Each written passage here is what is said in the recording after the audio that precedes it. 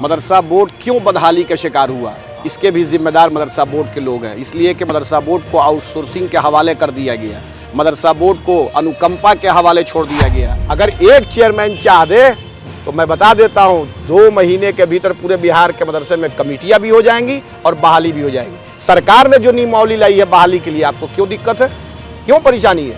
Portal हो, पारदर्शिता आए, जो आप पर धब्बा लगा है कि आप जो है अपने हिसाब से करते हैं, उल्टा सीधा करते हैं, भ्रष्टाचार करते हैं, इससे सरकार बचाने के लिए आपको पोर्टल की व्यवस्था कीजिए ना खुलेआम। के लिए आपके चैनल के माध्यम से माननीय मुख्यमंत्री जी से मैं कहूँगा कि हुजूर आपका अब 100 साल मदरसा बोर्ड को भी पूरा हो चुका है और 19 साल आपके शासन का भी हो चुका है।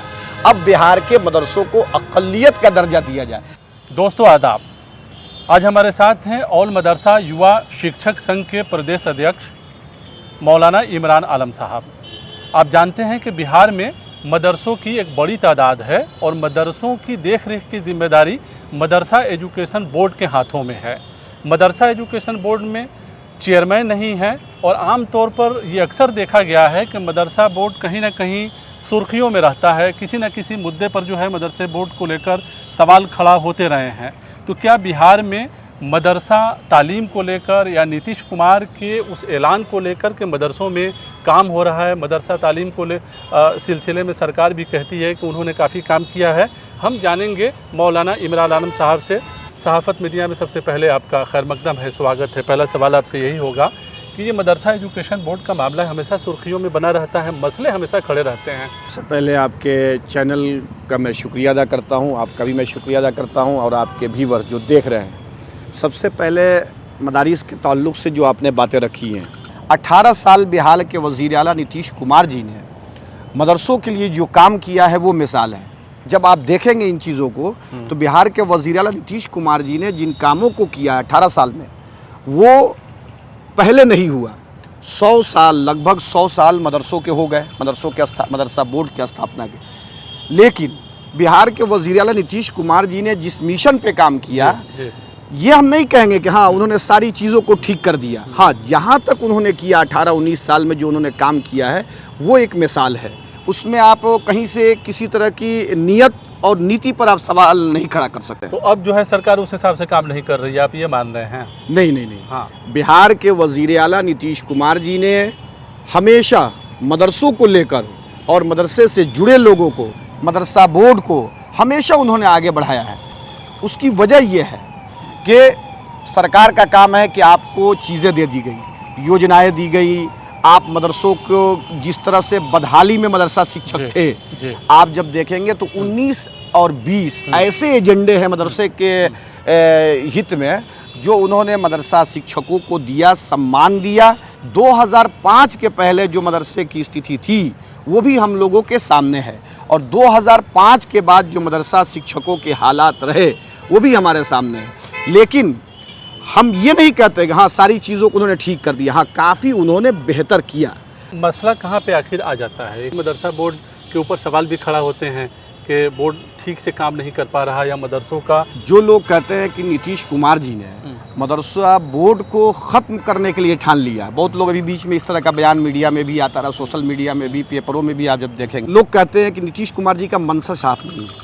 आप ये बताइए कि बिहार के वज़ीर आला नीतीश कुमार जी ने चेयरमैन बनाया, मदरसा बोर्ड का गठन किया।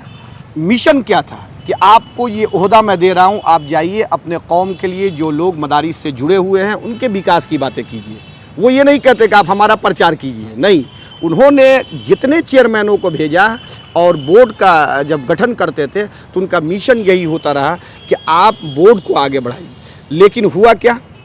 आप कहेंगे कि मदरसा बोर्ड और मदरसों के बदहाली के ज़िम्मेदार अगर नीतीश कुमार हैं तो ये बेईमानी होगी। इसके ज़िम्मेदार मदरसा बोर्ड की बदहाली का, मदरसा बोर्ड के जो चेयरमैन रह चुके हैं वो लोग हैं और मदरसों की बदहाली का ज़िम्मेदार ये हम खुद हैं, यानी मदरसे के लोग इसके खुद हैं। तो यानी मदरसा बोर्ड में जो चेयरमैन बहाल किए जाते रहे हैं अब तक, उसमें कुछ लोगों ने अच्छा काम किया होगा, लेकिन ज़्यादातर लोगों के ऊपर एक सवाल बनता है कि मदरसों के सिलसिले में उन्होंने क्यों जो है उस लेवल पर जाकर काम नहीं किया। मदरसा बोर्ड खुद मुख्तार इदारा है, ये सभी लोग कहते हैं ऑटोनॉमस बॉडी है, लेकिन मदरसा बोर्ड आप देखिए कि ये जो नियमावली आई 2024 में कि प्रशासक की व्यवस्था होगी, इस पर लोगों ने एक माहौल बनाया कि माननीय मुख्यमंत्री श्री नीतीश कुमार जी मदरसों को ख़त्म करना चाहते हैं, मदरसा बोर्ड को ख़त्म करना चाहते हैं। अरे 100 साल के इतिहास में माननीय मुख्यमंत्री जी को मैं आज भी आपके चैनल के माध्यम से बधाई देता हूं कि उन्होंने प्रशासक की व्यवस्था की, क्योंकि जब कहीं पर अराजकता फैल जाती है तो एडमिनिस्ट्रेटर का इंतज़ाम होता है। एडमिनिस्ट्रेटर आए, 100 साल में किसी बोर्ड के चेयरमैन के पास क्या ये ताकत नहीं था कि वो जिस तरह मदरसा के शिक्षकों की तनख्वाह की अदायगी काउंटर साइन के ज़रिए करने के लिए आपको यहाँ आके लेटर लेना पड़ता था।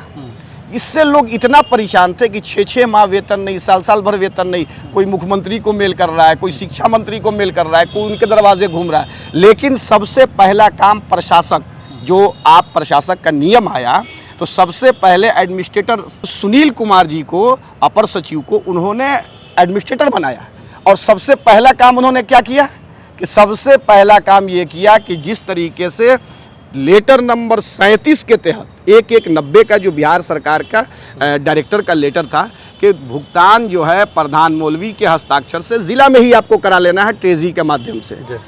स्वर्गीय जगन्नाथ मिश्रा जब थे उस वक्त भी ये मामला आया था भ्रष्टाचार का वेतन को लेकर। आप ही बताइए कि अगर कोई इंसान काम करता है किसी दूसरे ज़िला में, जो काम करता हो किशनगंज में, वो आए काउंटर साइन के लिए यहाँ पर मदरसा बोर्ड में कि हमको लेटर दीजिए, तो ये भ्रष्टाचार बढ़ेगा कि नहीं बढ़ेगा, ये समझने की ज़रूरत। तो लोग 20,000, 25,000, 15,000, 10,000 देते थे तो लेटर निकलता था। अब लेटर को जब देखा माननीय प्रशासक महोदय ने कि ये रूल कहाँ है, और मदरसा बोर्ड के लोग क्या करते थे, मदरसा बोर्ड के लोग यही कहते थे कि ये कोई बिहार सरकार का नियम नहीं है। वो ये कहते थे कि मदरसा बोर्ड ने एक रेजुलेशन लिया, अगर उनसे रेजुलेशन मांग दीजिए तो शायद उनके पास नहीं होगा।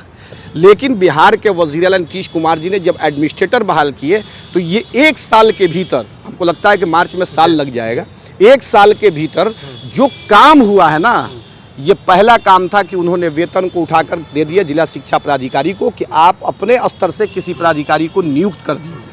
और उस पर मैंने मुलाकात की थी माननीय सुनील जी से, और मैंने कहा जनाब सुनील कुमार जी जो एडमिनिस्ट्रेटर महोदय हैं उनसे मेरी मुलाकात हुई, और मैंने अपने संघ के जानिब से कहा कि सर ऐसी बात है। बोला कि ये रूल है। मैंने कहा कोई रूल नहीं, इसलिए कि मदरसा बोर्ड का काम इतना ही है कि वो हमारे चीज़ों को देखता है, और उसके बाद से जितना वित्तीय मामला है, सरकार के तनख्वाह से मामला हो, इंक्रीमेंट से मामला हो, मेडिकल से मामला, ये सारा बिहार सरकार देखती है, और बिहार सरकार से लेटर निकलता है और उसका पालन होता है। इससे मदरसा बोर्ड से कोई लेना देना नहीं होता। उन्होंने कहा कि हमको वो चिट्ठी आप दीजिए। मैंने अपने संघ के लेटर पैड पे लिखा और उनको मैंने मुहैया कराया, उस रूल को भी दिया, उस नियम को भी दिया। लेटर नंबर 36 में जो उन्होंने कहा, मैंने कहा कि सर 7 नंबर कंडिका को देखा जाए कि प्रधान मौलवी अपने हस्ताक्षर से जिला शिक्षा पदाधिकारी को वेतन विपत्र उपलब्ध कराएगा भुगतान के लिए। उन्होंने देखा, कहा कि अरे ये कैसे चल रहा था। तो 100 साल के इतिहास में एक एडमिनिस्ट्रेटर आके एक झटके में, एक लेटर में इस चीज़ को ख़त्म कर दिया। ये पहली मतलब कामयाबी थी एडमिनिस्ट्रेटर के आने पर। ये बोर्ड के चेयरमैन क्यों नहीं कर पाते थे? यानी आप ये मान रहे हैं कि एडमिनिस्ट्रेटर जो है बोर्ड के चेयरमैन से बेहतर काम कर रहा है। बिल्कुल। और आगे बढ़िए, अब देखिए छुट्टी का मामला आया। आपने देखा भी होगा कि मदरसों की छुट्टियों को बदला जा रहा है। कितना लोग माहौल बनाने लगे तरह तरह से। कई ज़िलों से आप देखे होंगे, कई संगठन ने अपनी बातें रखी। हक है, अपनी बातों को रखने का हक भी है कि कहीं ऐसा ना हो कि छुट्टी न बदले। लेकिन मैंने माननीय मुख्यमंत्री श्री नीतीश कुमार जी को, मैंने अपने संघ के जानिब से उनको लेटर लिखा, और मैंने उसको प्रिंट मीडिया में शाया भी कराया कि मैंने लेटर लिखा है। और उसके बाद से जब अभी जो प्रशासक हैं, शिक्षा विभाग के जो सचिव हैं श्री वैद्यनाथ यादव जी, वो अभी प्रशासक महोदय हैं, उन्होंने छुट्टी को बदला। लेकिन आप देखिए उस छुट्टी को उठाकर कुछ छुट्टियों को उन्होंने बढ़ा दिया। क्या ये चेयरमैन नहीं कर सकते थे? आपके पास बोर्ड के मेंबरान हैं, आपके पास फुल बोर्ड होता है, आप बैठक कीजिए, पारित कीजिए, सीधे बिहार सरकार के डिपार्टमेंट को भेज दीजिए। लेकिन एक सवाल और लोग उठा रहे हैं कि मदरसे बंद हो रहे हैं, टीचरों की कमी की वजह से बहाली नहीं हो रही है। उसके भी जिम्मेदार हम खुद हैं। इसके लिए जिम्मेदार बिहार के वज़ीर आला नीतीश कुमार जी नहीं हैं। उन्होंने कहा कि जो नई नियमावली आई है, जिस नियमावली को लेकर कई तरह की बातें आई, लेकिन उस निमौली में उन्होंने सदन में भी कहा, उस वक्त के मौजूदा शिक्षा मंत्री ने भी ये बातें कही थी और संसदीय कार्य मंत्री जो है माननीय विजय कुमार चौधरी जी ने, उन्होंने कहा कि जो संशोधन की ज़रूरत है हम लोग इसका संशोधन कर देंगे, लेकिन आप सही रूट पे चलिएगा तब ना। आप कहते हैं कि सारा इख्तियार मेरा होना चाहिए, तो ये पहले पता करना होगा कि मदरसा अक़लियती इदारे हैं या नहीं। आपके चैनल के माध्यम से माननीय मुख्यमंत्री जी से मैं कहूँगा कि हुजूर, आपका अब 100 साल मदरसा बोर्ड को भी पूरा हो चुका है और 19 साल आपके शासन का भी हो चुका है। अब बिहार के मदरसों को अक़लियत का दर्जा दिया जाए। मदरसा बोर्ड क्यों बदहाली का शिकार हुआ, इसके भी जिम्मेदार मदरसा बोर्ड के लोग हैं, इसलिए कि मदरसा बोर्ड को आउटसोर्सिंग के हवाले कर दिया गया, मदरसा बोर्ड को अनुकंपा के हवाले छोड़ दिया गया। आप बताइए कि जब मदरसा बोर्ड के चेयरमैन होते हैं, मदरसा बोर्ड का सारे मेंबरान होते हैं, तो मदरसा बोर्ड में बहाली क्यों नहीं हुई? अगर मदरसा बोर्ड के अंदर बहालियाँ हुई होती तो मदरसा बोर्ड की यह हालत नहीं होती, इसलिए कि जानकार लोग वहाँ बैठे। इसलिए मैं माननीय मुख्यमंत्री जी से कहूँगा कि वहाँ पर भी एसएससी से या बीपीएससी से वहाँ भी लोग भरे जाएँ, ताकि अब तो गवर्नमेंट ने फैसला लिया है ना कि आउटसोर्सिंग के लोग अब शिक्षा विभाग में वर्क नहीं करेंगे। 31 मार्च से ये कॉन्ट्रैक्ट लगभग हमको लग रहा है ख़त्म हो रहा है, तो इस मदरसा बोर्ड का भी ख़त्म होना चाहिए और मदरसा बोर्ड के मदरसों के बदहाली का जिम्मेदार भी मदरसा बोर्ड है। आप बताइए कि एक कमेटी होती है, दूसरी कमेटी आप क्यों बना देते हैं? आपने कभी जांच किया? नहीं करते। कमेटी का झगड़ा जो है एक तरह से मदरसा बोर्ड करा रहा है। हाँ, मदरसा बोर्ड ही कराता है वो। आप पूरे मेरे पास आप जब पूरे बिहार का आप सर्वे करेंगे ना, तो आपको ये समझ में आएगा कि वही एक जगह है जहाँ पर बोर्ड ये कराता और करता रहा है, जिसकी वजह से ना बहालियाँ होती हैं ना कोई काम हो पाता है। इससे तो मदरसों की पढ़ाई कह लें और मदरसों का इंतज़ाम जो है मुतासिर होगा। बिल्कुल मुतासिर होगा। जब कमेटियाँ नहीं होंगी तो मुतासिर तो होना ही है। तो ये सारा काम मदरसा बोर्ड करता है। इनका टोपी उनके सर, उनका टोपी इनके सर, यही करता है, बुला बुला के सुनवाई करता है। अब बाद में कहेगा कि जिला शिक्षा पदाधिकारी इसका जाँच करके भेजे। अब बताइए कि जब आप खुद सशक्त हैं, अगर एक चेयरमैन चाह दे तो मैं बता देता हूं 2 महीने के भीतर पूरे बिहार के मदरसे में कमेटियां भी हो जाएंगी और बहाली भी हो जाएगी। सरकार ने जो नियमावली लाई है बहाली के लिए, आपको क्यों दिक्कत है, क्यों परेशानी है? पोर्टल हो, पारदर्शिता आए, जो आप पर धब्बा लगा है कि आप जो है अपने हिसाब से करते हैं, उल्टा सीधा करते हैं, भ्रष्टाचार करते हैं, इससे सरकार बचाने के लिए आपको पोर्टल की व्यवस्था कीजिए ना, खुलेआम कीजिए। अगर किसी ऐसे आदमी को माननीय मुख्यमंत्री नीतीश कुमार जी बना देना, तो हम कहते हैं कि आधा तबका अक़लियत का इस मदरसा से जुड़ा हुआ है, फ़िज़ा बदल जाएगी।